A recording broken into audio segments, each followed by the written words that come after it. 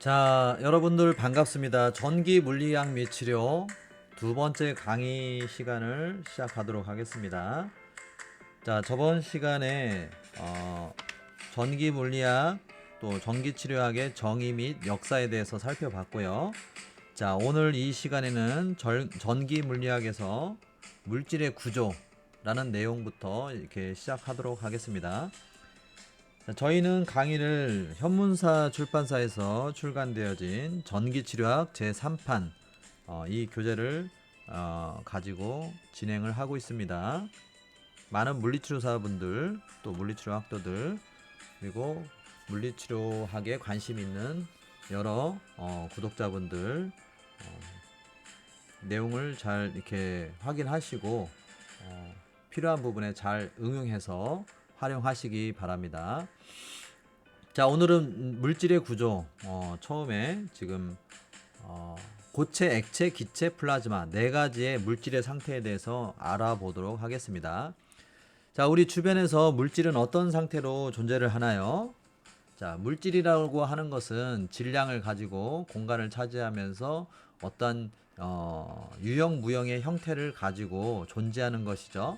자, 그런데 그 물질은 고체라든지 액체, 기체, 플라즈마 상태로 존재를 하는데, 자, 고체는 뭔가요? 일정한 형태를 유지하고 단단한 어떤 특징을 가지고 있는 물체로 힘을 가해도 어느 정도의 힘을 가해도 그 모양이 쉽게 변하지 않는 그러한 어떤 형태를 갖고 있는 물질의 상태를 의미하는 거죠. 자, 그런데 적절한 그런 온도와 압력에 의해서 에너지를 가하게 되면 이 고체도 액체와 같은 상태라든지 기체, 그 다음에 플라즈마 상태가 되어질 수 있다라는 것이죠. 자, 그래서 여기 네 가지 상태가 나와 있지만 사실은 고체에서 에너지가 더 들어가게 되면 어떻게 되겠죠? 고체의 물질의 상태를 변화시키기 위해서 우리가 밖에서 에너지나 압력이나 어떤 그런 물리적인 그런 힘을 가하게 된다면 보다 더 에너지가 높은 상태인 액체가 되겠죠. 당연히 에너지를 밖에서 외부에서 가했으니까 그 가한 에너지를 흡수하게 된 상태에서 액체가 된다면 그 액체는 고체보다 더 에너지가 높은 상태의 물질이라고 볼 수가 있겠죠. 자, 그러니까 여기 지금 순서대로 쭉 밑으로 내려갈수록, 즉 고체에서 액체로 갈수록, 액체에서 기체로 갈수록, 기체에서 플라즈마로 갈수록 이 물질의 상태는 에너지가 더 높아진다라고 볼 수가 있겠습니다. 자, 에너지가 높아짐에 따라서 어떠한 것들이 더 바뀌어집니까? 그 유동성이라든지 자유도가 더 증가하는 거죠. 자, 그래서 두 번째로 고체보다 더 에너지가 높은 상태인 액체, 플루이드를 보게 되면, 자, 이 액체는 물과 같이 자유롭게 움직이며 우리가 가장 일상생활에서 액체류로 쉽게 예를 들어 볼 수 있는 게 바로 물이죠. 자, 그렇게 근데 꼭 뭐 물만 액체인 건 아니니까 어쨌든 이런 물과 같이 어떤 유동성이 큰 그러한 물질을 말하는 거죠. 물과 같이 자유롭게 움직이고 일정한 형태를 가지지 않고 압축을 해도 부피가 변하지 않는 물질을 우리가 액체라고 정의를 합니다. 자, 그래서 액체는 어떤 일정한 형태가 없지만 우리가 용기에 담아서 이렇게 그것을 놔두면은 그 용기에 의해서 어떤 일정한 형태를 갖게 되는 그런 특성도 있겠죠.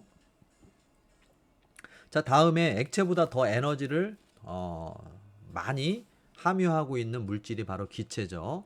자, 그래서 우리가 액체에 열 에너지와 같은 에너지를 물리적인 에너지를 가하게 되면 어떻게 됩니까? 분자의 운동이 더 활발해져서 급기야는 그 액체는 기체로 하늘로 날아가게 되죠. 자, 그래서 기체는 분명히 액체보다 더 많은 에너지를 가지고 있는 그러한 분자라고 이렇게 볼 수가 있겠습니다. 자, 그래서 이 죄송합니다. 기체에 더 많은 에너지를 가한다라고 한다면 그 기체가 어떻게 됩니까? 예, 높은 온도와 그 전하를 띠게 되는 입자들이 되겠죠. 이걸 우리가 오로라든지 번개, 형광 등에서 볼 수 있는 이런 플라즈마, 고온 고압의 기체 상태라고 보시면 되겠습니다. 자, 그런데 거꾸로 이렇게 가장 높은 에너지 상태인 플라즈마에서 에너지를 뺐으면 어떻게 될까요? 그러니까 에너지를 뺏는 가장 좋은 방법은 냉각이죠. 자, 플라즈마에서 에너지를 뺏는, 즉 냉각을 시키게 되면 플라즈마는 그것보다 밑에 단계인 기체가 될 수 있죠. 더 많이 뺐으면 뭐 액체나 고체가 될 수도 있겠죠. 근데 어쨌든 뭐 순서적으로 보면은 플라즈마에서 에너지를 뺐으면 기체가 되고, 기체에서 에너지를 뺏게 되면 액체가 되고, 액체에서 에너지를 뺏게 되면 고체가 되는 것이죠. 자, 그래서 우리가 일상에서 우리가 이런 우린 보건 의료인이니까 이걸 예를 들어서 생각을 해본다고 한다면, 음식을 섭취할 때도 우리가 고형의 음식을 먹을 때, 그 다음에 액체 음식을 먹을 때 다르다라는 것이죠. 자, 우리가 가끔 유튜브 보게 되면 액체 당류를 먹을 때 우리가 조심해야 된다, 뭐 이런 얘기들이 많이 나오죠. 자, 이것은 왜 그럴까요? 우리가 보통 음식을 먹을 때는 고형의 어떤 형태를 갖고 있는 음식을 먹는 경우가 많이 있죠. 자, 그런데 주스라든지 이런 탄산음료라든지 그다음에 에너지 드링크라든지 이런 것들은 다 액체 당을 포함하고 있는 액체 당류잖아요. 자, 고체보다는 액체가 어때요? 에너지 준위가 더 높죠. 자, 그러니까 에너지가 높은 상태에 있다라는 것은 물론 좋은 의미로 받아들일 수도 있지만, 우리 몸에 흡수될 때 더 빠르게 에너지 상태가 높기 때문에, 그 높은 에너지는 우리가 물질의 이동이라는 것을 우리가 이제 예전에도 배웠지만, 물질은 결국에는 어떤 에너지의 흐름이라고 볼 수가 있어요. 자, 에너지가 높은 상태의 어떤 A라는 물질은 반드시 에너지가 낮은 물질로 흘러가게 돼 있어요. 자, 그런데 고체보다는 액체가 더 에너지가 높은 상태잖아요. 그렇죠? 자, 그러니까 아무래도 고체의 음식을 우리가 섭취했을 때보다 에너지가 더 높은 상태인 액체의 음식을 우리가 섭취하게 되면 더 빠르게 그 액체가 갖고 있는 그 에너지가 우리 몸으로 전달되게 된다라는 거죠. 아, 그러면 좋은 거 아니겠습니까? 라고 이렇게 반문을 할 수도 있겠지만, 물론 이제 빠르게 에너지를 흡수해야 될 때는 그게 좋을 수도 있습니다. 자, 그런데 우리가 식사를 하거나 이제 평생 동안 우리가 음식을 먹어야 되잖아요. 평생 또 식사를 해야 되고. 자, 그런데 이렇게 반복적으로 빠르게 에너지를 흡수할 수 있는 액체류를 자주 먹고, 또 그 액체류를 빠르게 섭취하는 그러한 습관이 생긴다라고 한다면, 그 액체가 갖고 있는 영양, 에너지가 너무 빠르게 우리에게 전달된다라는 거죠. 그러면 우리가 어떻게 됩니까? 혈관 속에서 혈당 피크가 자주 일어난다고 했었죠. 자, 그러니까 몸에 무리도 가고 췌장이 망가지고 뭐 여러 가지 소화기관에 어떤 과부하가 걸릴 수 있는 그러한 문제가 생길 수 있다라고 얘기를 했습니다. 자, 제가 이전에 제 유튜브에 올린 여러 가지 강의에도 이런 내용이 아마 있을 거예요. 자, 그래서 우리가 가급적이면 액체로 돼 있는 에너지를 흡수할 때 액체로 돼 있는 그러한 물질에서 에너지를 가져오는, 즉 음식을 섭취할 때는 천천히 좀 시간을 갖고 섭취해야 되는 그러한 원리가 들어있다. 자, 그래서 우리가 단순히 이런 모든 물질의 상태, 즉 고체, 액체, 기체, 플라즈마, 이것을 그냥 물체가 고체로 있구나, 액체로 있구나, 또는 공기로, 기체로 있구나, 플라즈마로 있구나, 이렇게만 인식할 게 아니라 각각의 물질의 상태에 따라서 그 물질이 어떠한 에너지 상태에 있는가, 이런 것들도 우리가 인식할 수 있으면 더 우리가 이런 것들을 응용 지식으로 활용할 때 임상에서 우리가 이제 뭐 치료 행위만 하는 거 아니잖아요. 환자들 상담도 하고 환자들한테 여러 가지 생활에 있어서의 여러 가지 교육도 하고 이런 것이 이제 재반되어져서 같이 병행되잖아요. 그래서 이러한 내용들을 우리가 또 한편에서는 또 응용해서 생각할 수 있다라고 한다면 물리치료사로서 더 역량이 올라갈 수가 있다라고 생각을 할 수가 있겠습니다. 자, 그 다음에 이제 물질의 구조로 이제 넘어가 보면, 결국에는 이제 물질은, 아까는 물질의 상태였고 이번에는 이제 물질의 구조를 살펴보게 되면, 물질은 뭘로 구성이 되어 있나요? 자, 물질을 이루는 가장 작은 최소 단위이자 기본 입자가 뭔가요? 제 밑에 아톰이라고 나와 있죠. 자, 아톰이라는 말은 어디서 나왔나요? 우리 고대 그리스어에서 톰이라는 것은 자르다, 쪼개다, 나누다, 이런 뜻이죠. 자, 톰. 그래서 지금도 임상에서 액토미, 절제술, 뭐를 이렇게 잘라내서 수술하는 거, 이런 것을 액토미 이렇게 말하죠. 톰. 어. 근데 이제 이 고대 그리스어에서 톰은 자르다, 나누다, 분리하다 이런 뜻인데 앞에 부정의 의미를 나타내는 어를 붙였죠. A. 그러니까 아톰이 되겠죠. 그래서 아톰이라고 하는 것은 더 이상 자를 수 없다, 쪼갤 수 없다 이런 뜻을 갖고 있는 그러한 단어가 되는데 이 원자가 바로 더 이상 쪼갤 수 없는 물질의 최소 단위 이자 기본 입자라고 할 수가 있겠습니다. 원자. 자, 그런데 한 가지 더 우리가 주지해야 될 내용이 있어요. 자, 그것은 뭐냐면 이 아톰이라는 것은 물질의 성질을 지니고 있지는 않아요. 가장 최소 단위이자 기본 입자이기 때문에 이 원자 자체가 물질의 성질을 갖고 있다라고 볼 수는 없습니다. 자, 그러면 물질의 성질을 가지고 있는 최소 단위는 뭐냐?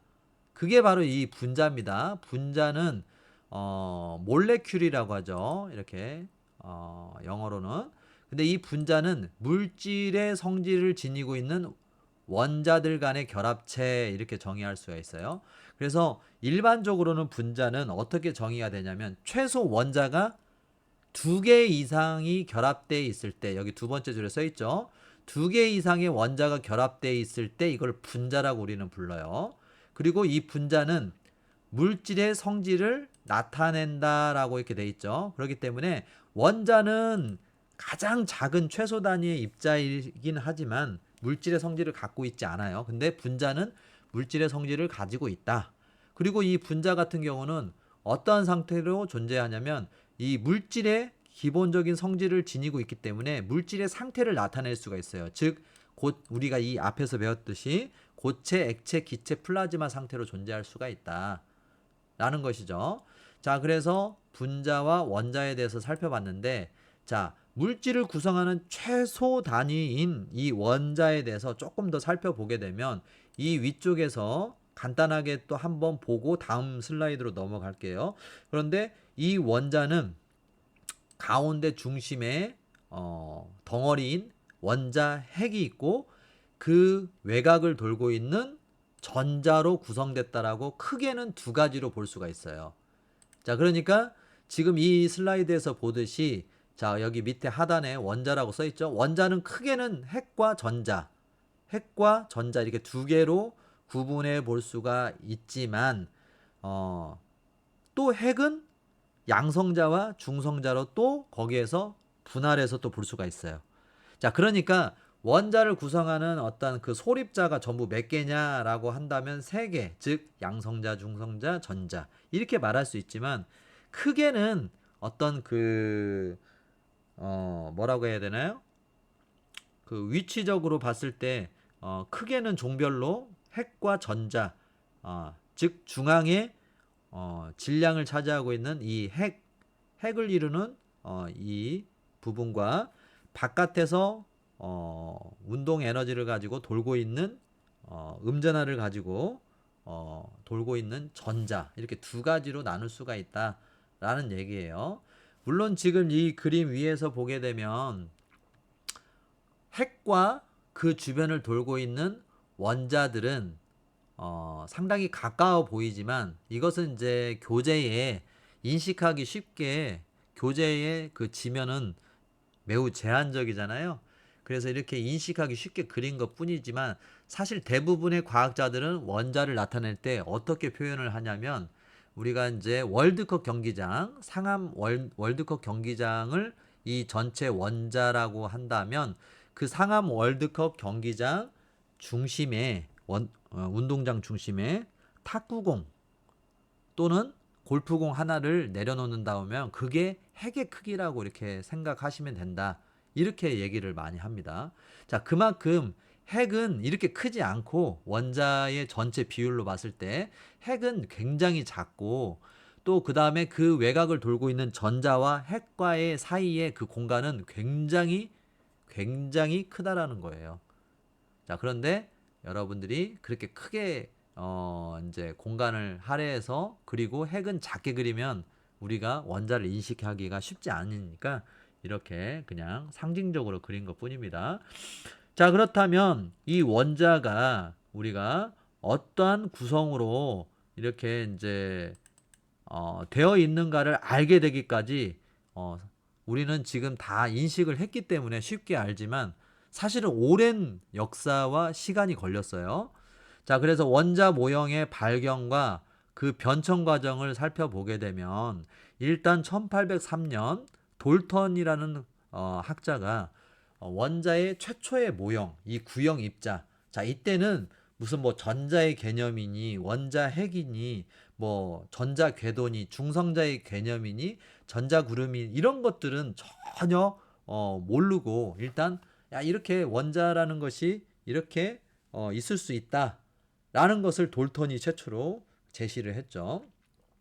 자, 그러니까 최초로 원자를 학계에 과학계에 이렇게 발표를 했던 그 사람이 돌턴인데 물론 지금 볼 때는 이 원자 모형이 우습게 보일 수는 있지만 그리고 많이 내용은 틀리지만 그래도 최초로 항상 그 최초로 이것을 보고하고 학계에 알린 그 공은 굉장히 크다라고 볼 수가 있겠죠.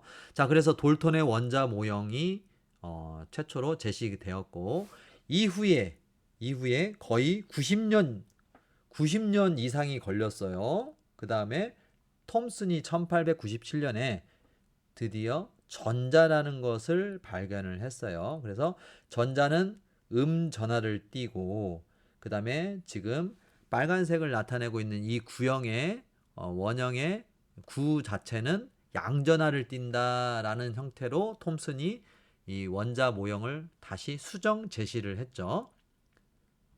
자, 그런데 조금 더 있다가 1911년에 러더포드는 지금 우리가 원자 기호로도 좀 이렇게 기호하고도 유사하게 그리는 이런 형태의 원자 핵 개념을 추가한 이런 원자 모형을 제시를 했죠. 자, 상당히 많이 근접한 것 같지만 아직도 가야 할 길이 멉니다. 자, 그 이후에 자, 막스 보어 우리 양자 물리학의 수장이라고 볼 수 있죠. 대부 그 코펜하겐 학파라고 하던가요? 그 양자 물리학의 학파. 자, 그래서 아인슈타인과 굉장히 대립을 했었던 물론 이제 뭐 코펜하겐 학파가 대립했다라기보다는 하겐 학파의 주장, 양자 물리학에 대한 주장을 아인슈타인이 상당히 공격을 많이 했었던 부분인 거죠. 자, 어쨌든 보어가 제시한 이 원자 모형의 수정안은 어떤 내용이 포함이 됐냐면 전자 궤도가 포함된 개념입니다. 그래서 E1 궤도, E2 궤도, E3 궤도에 이런 궤도가 있다. 자, 그래서 러더포드의 개념에서는 원자 핵은 들어갔지만 사실은 그 주변을 도는 전자들의 궤도상의 어떤 개념은 들어가 있지 않아요. 근데 이 보어에서는 핵 주변을 도는 이 전자들의 각각의 에너지 궤도가 있다. 상당히 진보된 개념이죠. 자, 이 개념을 제시를 했고, 자, 이때 1919년에 전자궤도의 개념이 포함된 원자 모형을 제시한 이후에 많이 걸리진 않았어요. 7년 뒤에 보른이라는 사람이 전자구름 모형을 다시 수정 제시했어요. 자, 근데 이 전자구름의 모형을 보게 되면 가만히 보면 가운데 핵이 있고 그 핵 주변에 무수히 많은 어떤 푸른색으로 표현된 점들이 이렇게 찍혀져 있죠. 그 점들이 다 전자가 아니고 전자가 그 핵 주변에 있을 수 있는 확률적 분포를 아주 미세한 점들로 나타낸 거예요. 그러면 여기서 보게 되면 핵에 가까운 주변일수록 더 그 점들이 밀도가 어때요? 높죠? 그리고 핵에서 멀어질수록 그 밀도는 확률적으로 낮아지겠죠. 그러니까 그 낮아지는 그러한 양상을 더 낮은 밀도로 희미하게 핵에서 멀어질수록 그렇게 나타낸 것 뿐입니다. 자, 그래서 전자구름 모형 이게 이제 거의 이제 오늘날의 원자의 모형이죠. 자, 이렇게 나타냈음에도 불구하고 이제 이게 맞다라고 우리는 알고는 있지만 그래도 어떤 상징적인 그런 기호는 뭐 이렇게 비슷하게 그리죠. 원자의 모형을 모형이라기보다는 기호를.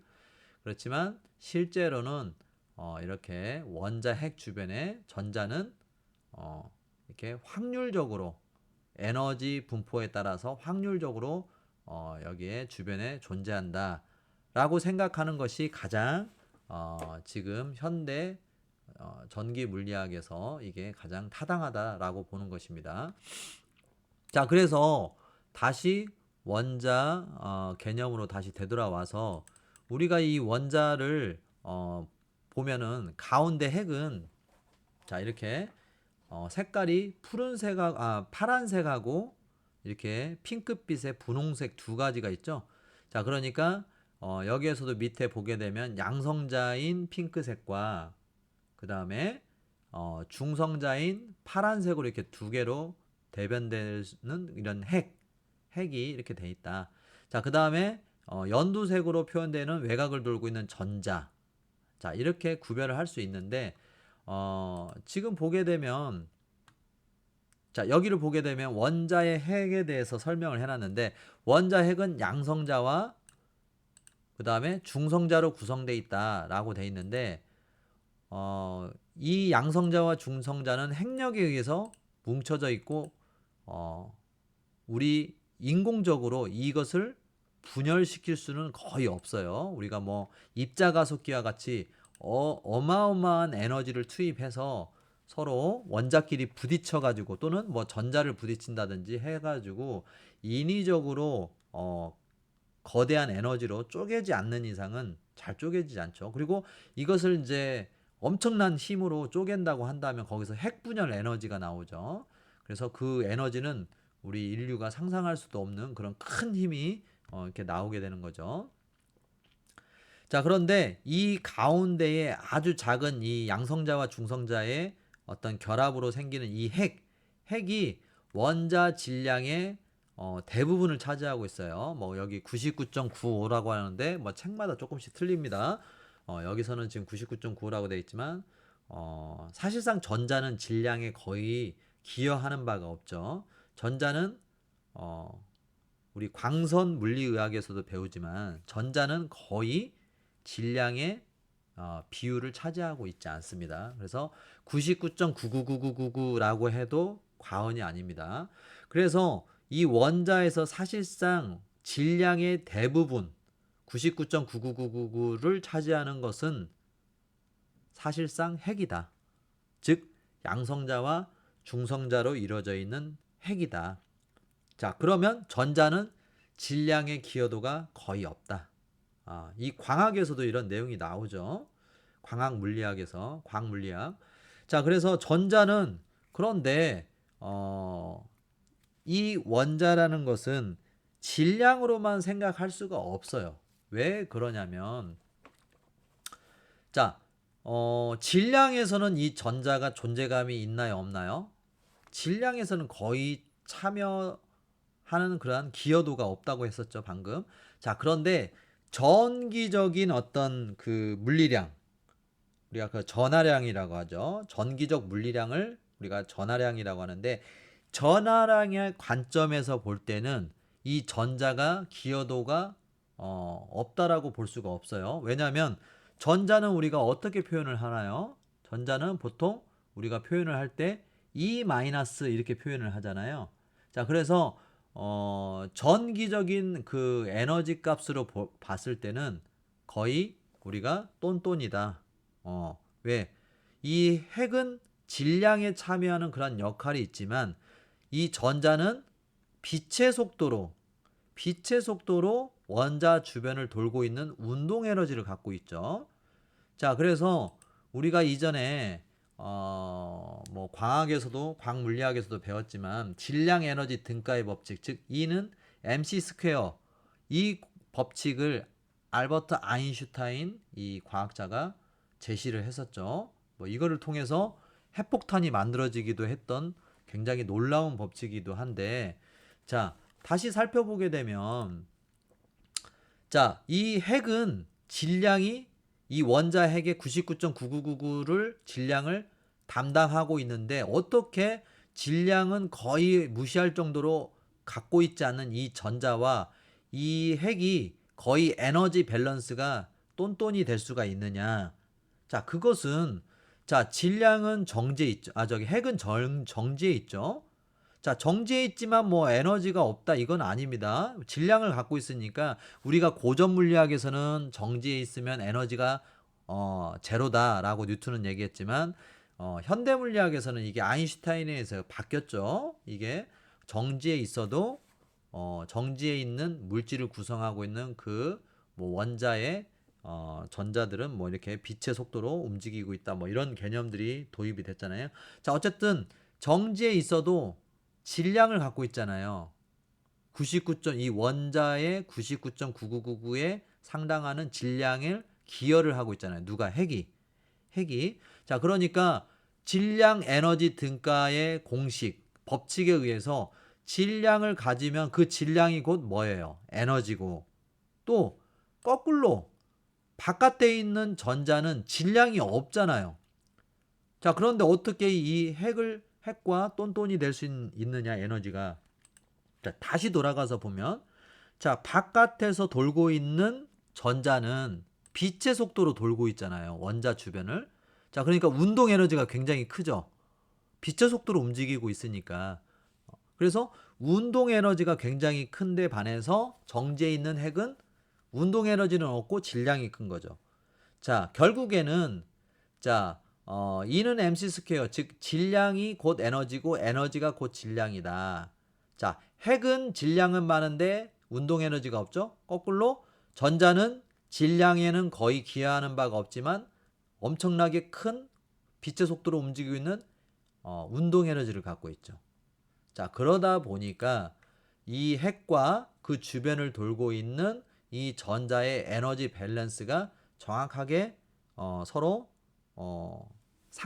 동등한 에너지 이퀴발런트를 이루고 있다. 동등 상태를 만들고 있다라고 볼 수가 있습니다. 실제로 전하량을 측정을 해보면 전자는 전하량이 어떻게 돼요? 우리가 E-로 하니까 음전하를 띠고 있죠.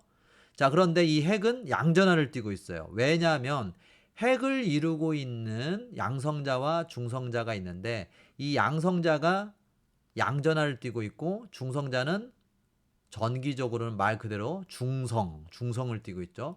그래서 음전하를 띠고 있는 전자와 핵은 서로 그 전하량 값은 서로 똑같다.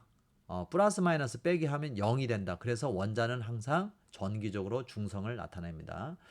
자, 오늘은 물질의 구성, 원자에 대해서 좀 알아봤고 다음 강의에서 이어서 다시 추가적인 내용을 이어가도록 하겠습니다. 감사합니다.